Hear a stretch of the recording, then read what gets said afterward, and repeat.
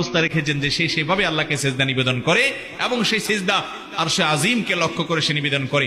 ওইটাই নবী সাল্লাল্লাহু আলাইহি ওয়াসাল্লাম বুঝিয়েছেন এবং এটার আরো নানামুখী ব্যাখ্যা বিশদ আলোচনা মুহাদ্দিসিনে কেরাম করেছেন। আমরা শুধুমাত্র এই একটি ব্যাখ্যাই নিলাম, যেটা আমাদের বোঝানোর জন্য যথেষ্ট, যে পৃথিবীর এক প্রান্ত থেকে যখন আরেক প্রান্ত চলে যায় ওই সময় সিজদা নিবেদন করে সূর্য তার মতো করে সিজদা নিবেদন করে।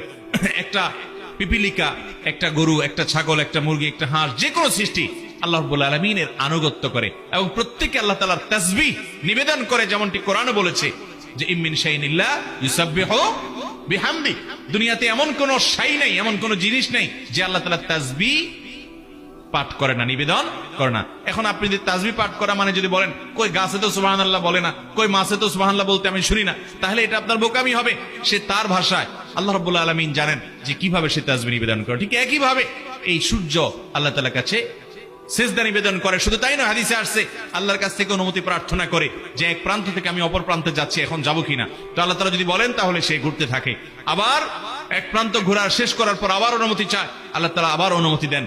কিয়ামত যেদিন হবে সেদিন আল্লাহ তাআলা তাকে বলবেন না, তুমি আর পদক্ষেপ করার অনুমতি নাই, এবং সেদিন কিয়ামত হবে। এই জন্য পশ্চিম দিক থেকে সেদিন সূর্য উদিত হবে, পাল্টা উদিত হবে। এই জন্য আল্লাহ রাব্বুল আলামিনকে সিজদা কিভাবে সে নিবেদন করে তার এই পদক্ষিণ কর অবস্থার মধ্যেই সেটার কাইফিয়ত বা ধরন আল্লাহ তাআলা ভালো জানেন। কারণ আলমুল গায়বের সব বিষয়, সকল কাইফিয়ত বা ধরন ইমানদার বেঈমান যেই হোক না কেন পৃথিবীর মানুষ সব রপ্ত করতে পারে না। যদি গায়েবের সবকিছুই আপনি রপ্ত করে ফেলেন তাহলে আর আল্লাহ রাব্বুল আলামিনকে আল্লাহ হিসাবে আপনি স্বীকৃতি দিলেনটা কি? এই জন্য আল্লামা ইকবাল বলেছেন, জু সমঝ মে আ গই ও ফির খোদা কিউ কর হুয়া। যে আপনার বুঝের মধ্যে যাকে ক্যাপচার করে ফেলছেন, তার সব আপনি ধরে ফেলতে পারছেন, সে আবার আল্লাহ হলে কিভাবে?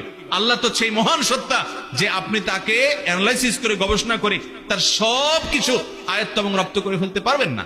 তিনি তো অসীম, তিনি তো সসীম নন। আপনার আমার বুঝ এবং বুদ্ধি এটা সীমিত। অতএব নবী আকরাম সাল্লাল্লাহু আলাইহি ওয়াসাল্লাম থেকে বিশুদ্ধভাবে বর্ণিত এই হাদিসকে মুহাদ্দিসিনে কিরাম প্রত্যেকেই এটার চমৎকার ব্যাখ্যা দিয়েছেন এবং বলেছেন যে এর কাইফিয়ত বা ধরন আল্লাহ তাআলাই সবচাইতে ভালো জানেন। তবে এটি বিশুদ্ধ হাদিসে বর্ণিত।